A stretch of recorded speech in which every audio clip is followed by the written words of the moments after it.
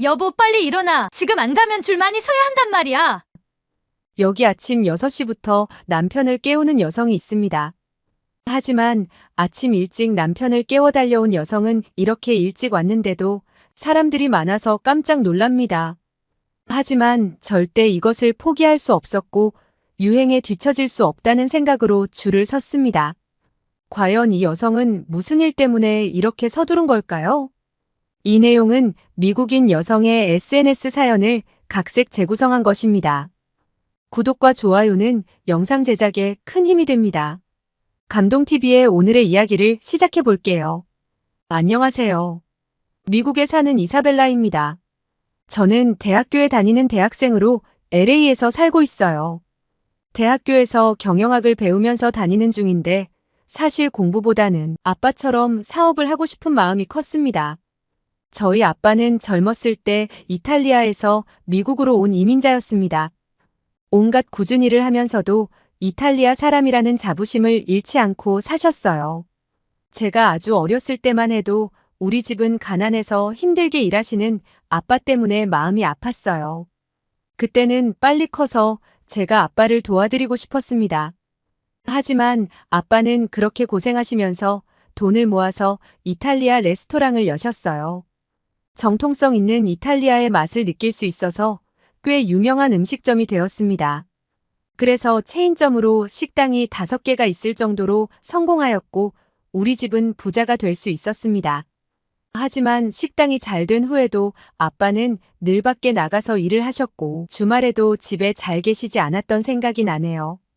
아빠의 레스토랑은 이탈리아 요리를 전문으로 하고 있었는데 제가 식당에 놀러 가면 밖에 많은 사람이 줄을 서서 자신의 차례를 기다렸고 식당 안에는 많은 사람이 음식을 먹고 있는 모습을 볼 수 있었어요. 아빠는 자신이 이탈리아인이기 때문에 이렇게 성공할 수 있었다고 늘 말씀하셨어요. 그러다 보니 미국식 피자 같은 건 음식도 아니라면서 싫어하셨어요. 그리고 커피도 에스프레소와 카푸치노가 진정한 커피라면서 아메리카노 같은 걸 어떻게 커피라고 부르냐며 절대 마시지 않으셨습니다. 아빠는 은근히 제가 그 음식점들을 물려받아서 계속 장사를 해줬으면 하는 눈치였는데 저는 제 사업을 하고 싶은 꿈을 가지고 있었습니다. 하지만 잘 되고 있던 우리에게 어두운 구름이 몰려왔어요.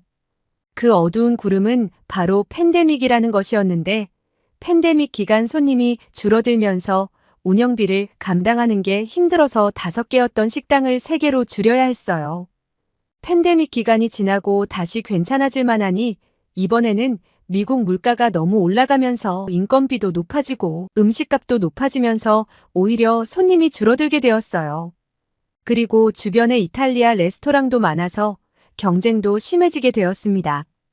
우리가 당장 망한 건 아니지만 전 이 상황을 타개할 방법으로 요즘은 한식이 유행이고 이탈리아 음식만 고집하지 말고 다른 음식점도 생각해보는 게 어떻겠냐고 말씀드렸지만 말도 안 되는 소리 하지 말라고 하셨어요.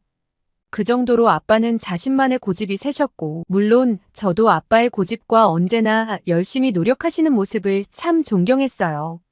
하지만 역사적으로 봐도 엄청나게 잘 나가던 회사들도 시대의 흐름을 읽지 못해서 없어지기도 하는데 저는 아빠의 음식점들이 걱정이 되었어요. 제가 아빠에게 한식을 추천한 이유는 대학교에 다니면서 한국에 관심을 가지게 되었기 때문입니다. 세계적으로도 한류가 유행이고 K-팝도 좋았고 한국 드라마가 너무 재미있었어요. 게다가 한식이 유행이라서 학교에서 코리안 푸드 페스티벌을 한 적이 있었어요. 그 페스티벌 때 대학교의 공터에는 많은 푸드트럭이 와서 음식을 팔고 있었어요. 친구와 함께 그곳을 갔는데 다양한 한국 음식들이 있다는 것을 알게 되었습니다. 그 중에 눈에 띄는 곳이 있었는데 컵밥이라는 것을 파는 곳이었어요. 자신이 원하는 재료를 선택하면 밥 위에 소스와 재료를 올려주는 형식이었어요. 친구는 닭강정이라는 한국식 닭 요리를 선택했고 저는 만두와 잡채를 선택하였습니다. 그리고 김밥도 팔고 있어서 그것도 하나 주문했어요. 주문하고 얼마 걸리지 않아서 바로 주문한 음식들이 나와서 정말 좋았습니다. 같이 음식을 먹는데 한국 음식은 정말 맛있었고 건강에 좋은 것 같은 재료로 만들어져 있었어요. 요즘은 고급 레스토랑도 한식이 많다고 했는데 확실히 한국 음식은 인기가 있을 만하다는 생각이 들었습니다. 저는 제 나름대로 음식 사업을 해보고 싶었기 때문에 한국 음식에 관심이 많이 생겼어요. 그리고 가장 놀라웠던 건 한국을 여행하고 온 친구가 준 선물 때문이었습니다. 그것은 믹스커피라고 불리는 인스턴트 커피였거든요. 미국 마트에서도 인스턴트 커피가 팔기는 했지만 저는 그냥 카페에서 커피를 사서 마시거나 직접 원두를 갈아서 커피 거름망에 뜨거운 물을 부어서 드립을 해서 마셨어요. 그래서 인스턴트 커피를 사다가 마시지는 않았습니다. 그런데 친구는 이거 꼭 마셔보라면서 커피 좋아하는 자신이 마신 커피 중에 최고의 커피라는 거예요. 저는 친구가 저를 놀리는 거로 생각하면서 물을 끓여서 믹스커피에 부어서 마셔봤어요. 아빠처럼 이탈리아 스타일 커피를 고집하지는 않았어도 커피라면 시간을 들여서 끓여야 한다고 생각했어요.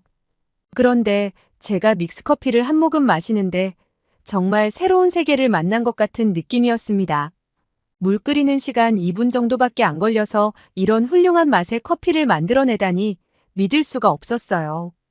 그래서 한국의 커피 문화에 대해 알아봤는데 정말 미국 못지않은 커피를 사랑하는 나라였습니다.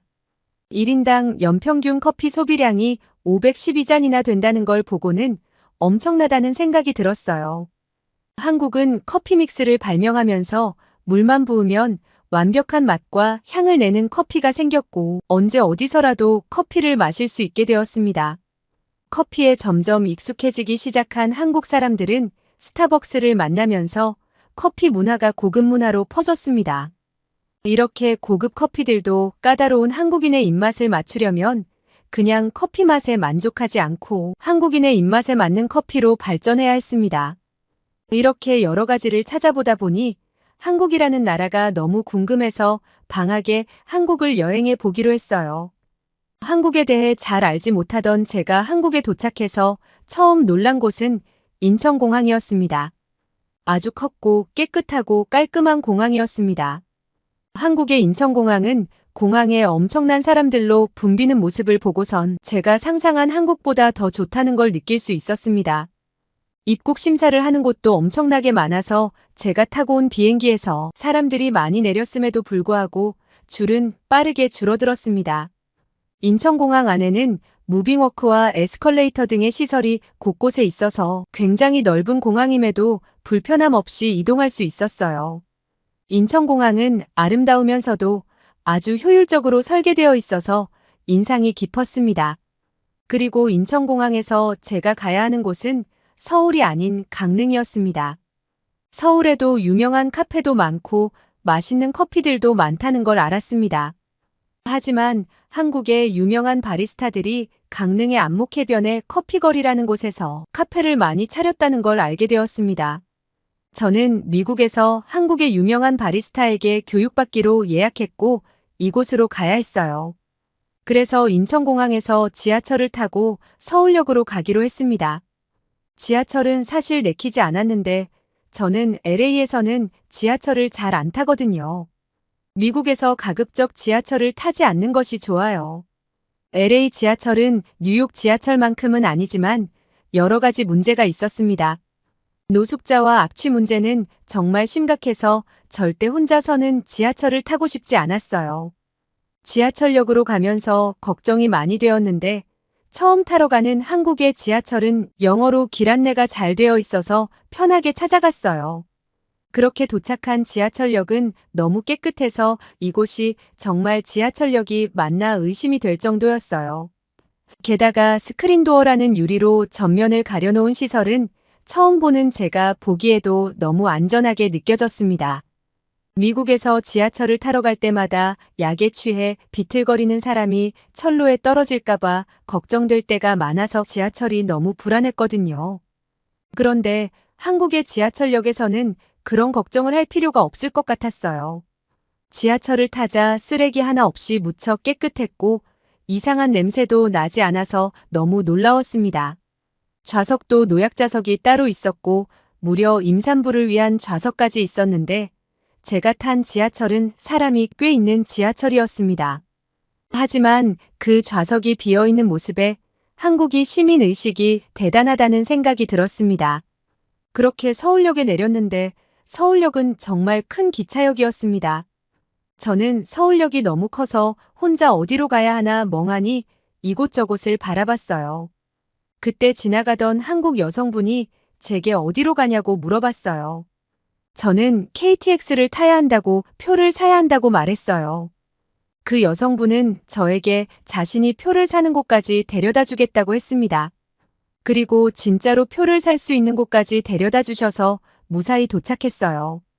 저는 그 여성분의 행동에 놀라서 몇 번이나 고맙다고 말했습니다.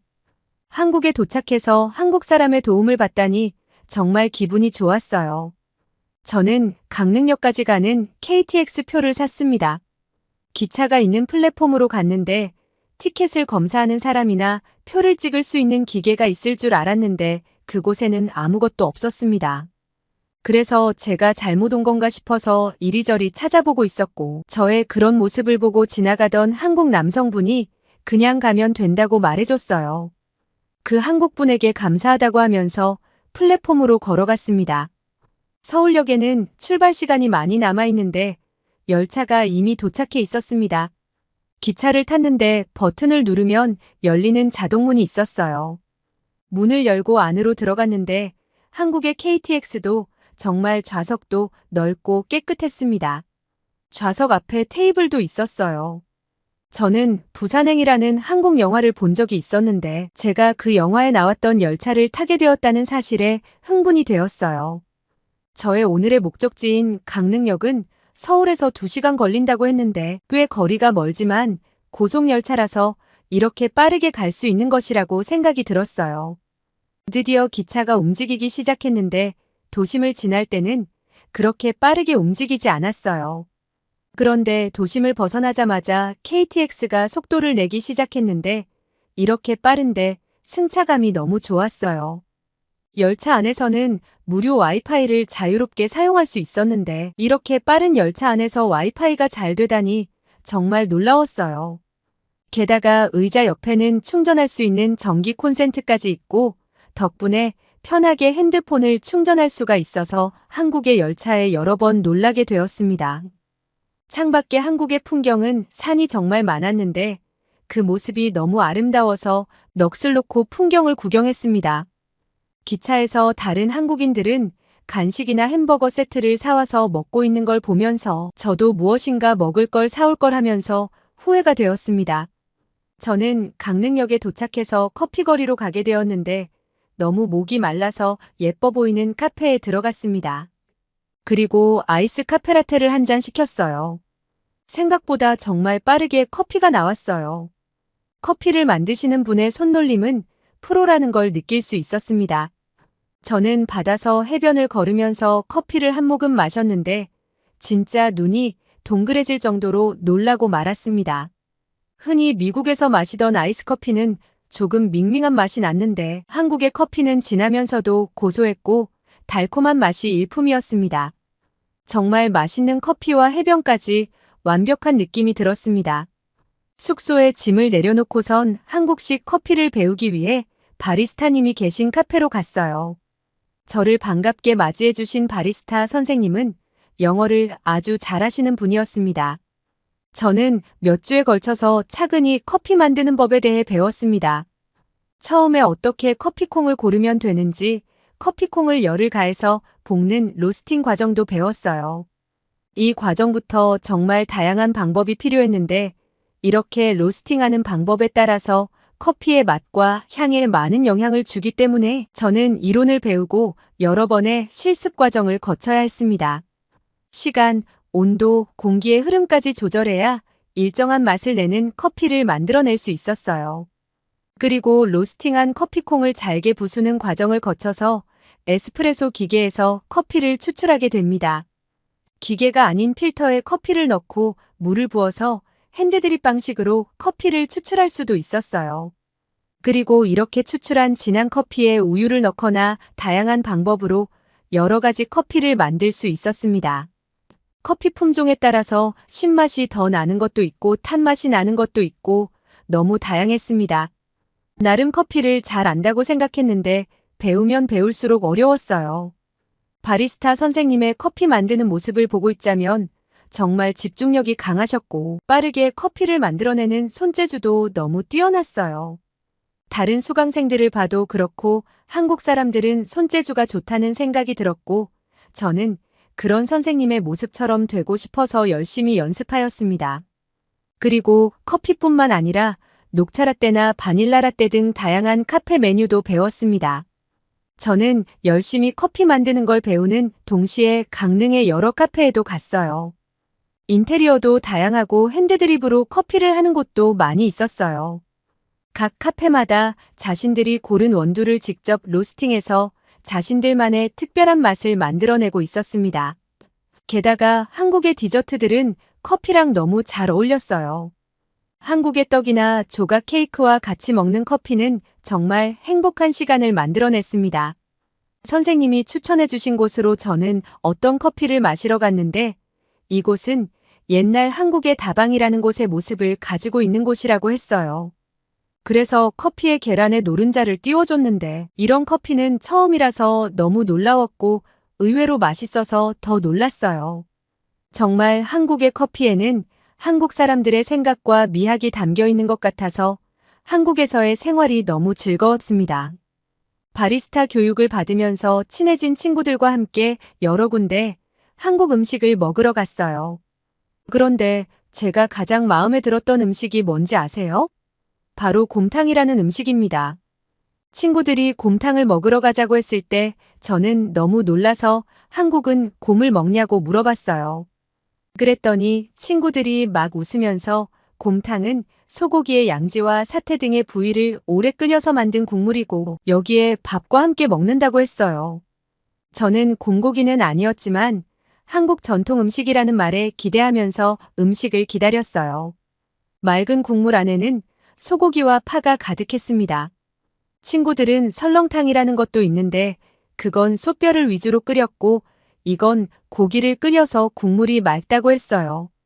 저는 국물을 한 숟가락 떠서 먹었는데 온몸이 따뜻해지고 너무 맛있었어요. 다른 친구들이 흰 쌀밥을 거기에 넣어서 먹길래 저도 그렇게 먹었는데 정말 속이 따뜻해지고 부드럽고 맛있었습니다. 같이 나온 김치와 함께 먹었더니 더 맛있었어요. 제가 곰탕을 너무 잘 먹는 모습을 보자 친구 중 한 명이 이사벨라가 한국 사람이 다 됐다고 해서 웃었어요. 그리고 바닷가 근처라서 해산물도 정말 많이 먹었어요. 미국에서는 비싸서 잘 먹을 수 없는 굴 요리도 배부르게 먹어도 가격이 비싸지 않아서 좋았습니다. 굴 요리를 좋아하시는 아빠가 한국에 오시면 정말 좋아하실 것 같았어요.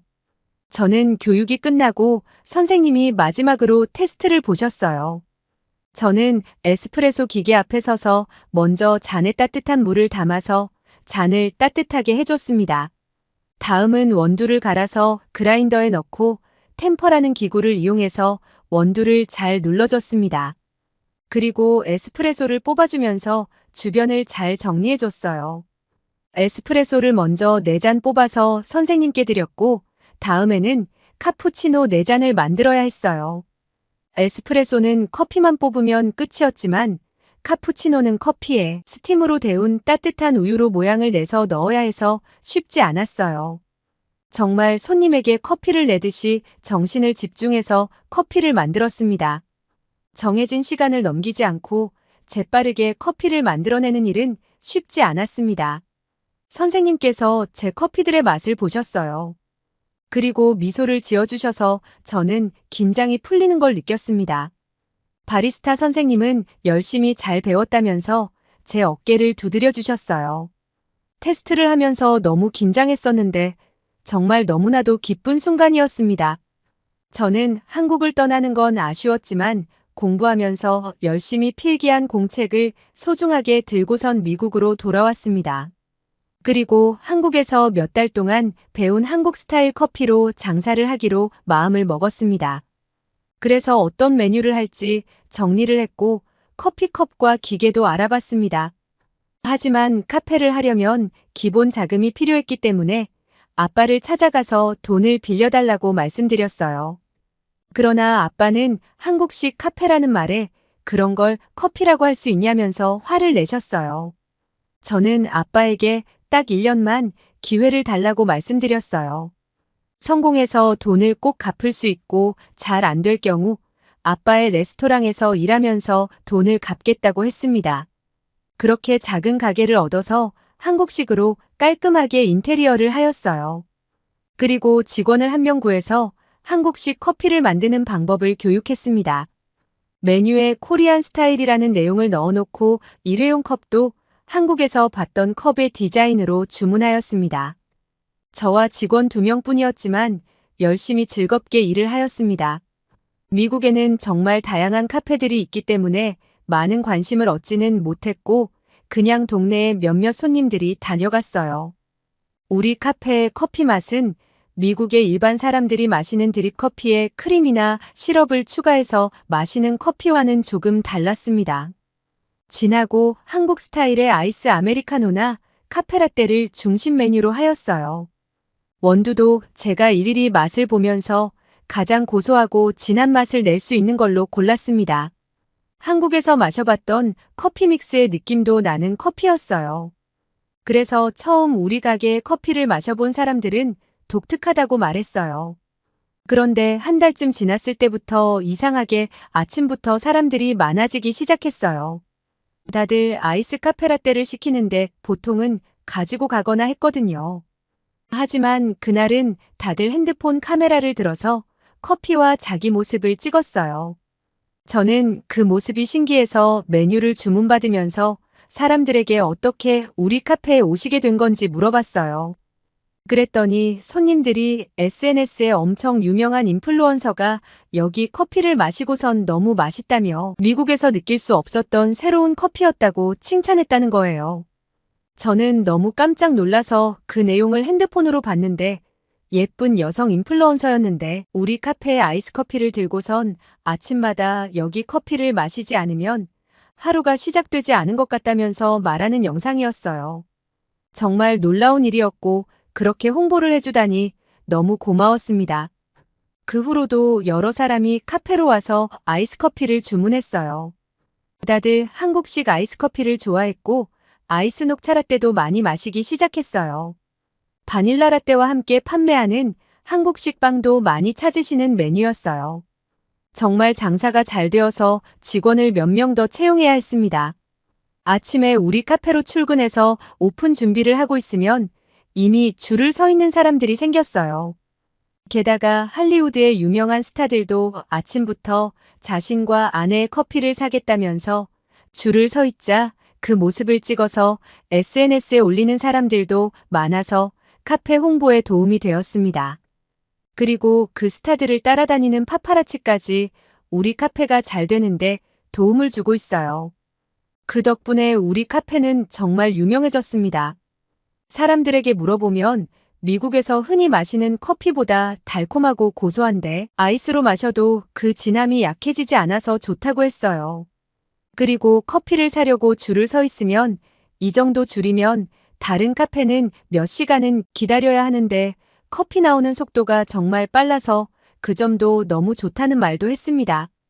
요즘은 결혼한 여성분들이 남편과 같이 아침에 줄을 많이 서 있거나 남편들이 아내의 모닝커피를 사려고 줄을 서 있는 경우도 많이 있어요.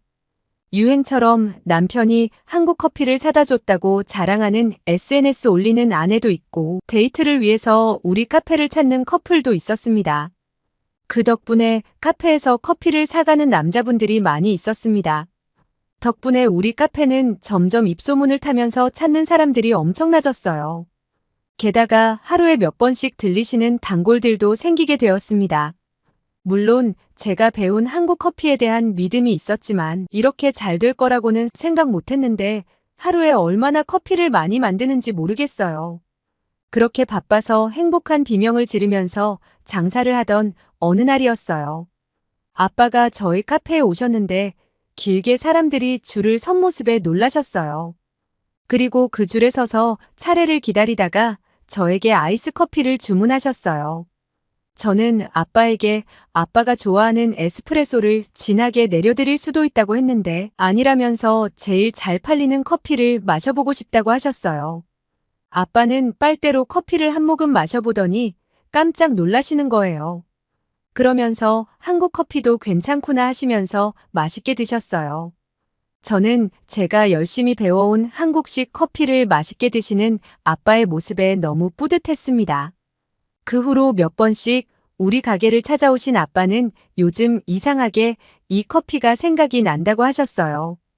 에스프레소나 카푸치노가 아니면 커피도 아니라고 말하던 아빠가 제 커피가 맛있다고 오시는 게 정말 맛이 있어서 그렇다는 생각이 들었어요. 아빠는 제 장사 실력을 믿고 제게 돈을 투자하겠다고 하셨어요. 그리고 저는 요즘 한국 커피를 팔 카페를 할 만한 장소를 알아보러 다니는 중이에요. 이번에는 한국식 디저트인 약과와 떡 그리고 고구마 케이크도 함께 팔아볼까 생각이 들어서 아이디어를 모으는 중입니다. 저의 이야기는 여기까지입니다. 여러분 이사벨라 씨의 이야기 어떻게 보셨나요? 요즘 미국에 모닝 커피런이 유행하고 있는데 이게 바로 한국 카페에 오기 위해서랍니다. 한국 사람은 커피 취향이 다양하고 겨울에도 아이스 아메리카노를 고집하는 사람도 있고 카페라떼나 바닐라라떼 등 여러 가지 커피를 즐기고 있습니다. 이렇게 한국인의 커피에 대한 입맛이 까다롭다 보니 한국인의 입맛을 잡기 위해 카페 문화가 발전하고 있습니다. 그리고 이런 카페 문화는 한국뿐만 아니라 미국까지 퍼져나가서 많은 미국인의 입맛도 사로잡고 있다고 합니다. 이사벨라 씨는 한국의 믹스커피를 먹어보고 한국에 관심을 가지게 되었고 한국에서 한국 스타일의 커피까지 배웠습니다. 그리고 미국으로 돌아가서 자신만의 카페로 성공을 이루어가고 있다는 즐거운 사연이었습니다. 감동TV는 감동적이고 재미있는 사연을 기다리고 있습니다. 다음에도 재미있는 사연으로 찾아뵙겠습니다. 시청해주셔서 감사합니다.